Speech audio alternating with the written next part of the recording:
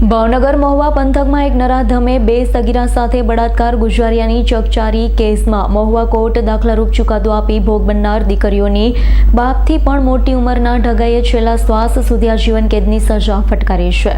મહુવા પંથકમાં રહેતો ગોલણ ચિથરભાઈ મકવાણા ઉંમર વર્ષ 57 નામનો શખ્સે વર્ષ 2024માં 13 અને 15 વર્ષની સગીરાઓના પોતાના ઘરે બોલાવી બંને સાથે બે વખત બળાત્કાર ગુજારી ધમકી આપી તેનો વિડીયો મોબાઈલ ફોનમાં ઉતારી લીધો। જે બનાવ અંગે ભોગ બનનારે મહુવા ગ્રામ્ય પોલીસમાં ફરિયાદ નોંધાવતા પોલીસે આઈપીસી 376 2 JN 342 506 2 અને પોસ્કો એક્ટની કલમ 46 એન્ડેટમેન્ટ એક્ટ 2018ની કલમ 376 3 મુજબનો ગુનો નોંધાવતા પોલીસે શખ્સની ધરપકડ કરી જેલ હવાલે કર્યો છે।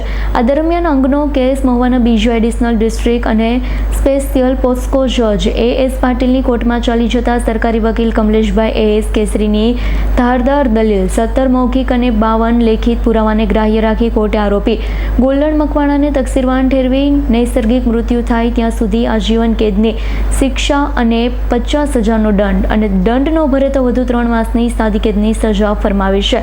ઉપરાંત બંને ભોગ બનનારને 4 લાખ મળી 8 લાખનું વળતર આપવા કોર્ટે હુકમ કર્યો છે। ઇરફાન સોલંકીનો રિપોર્ટ S9 ન્યૂઝ ભાવનગર।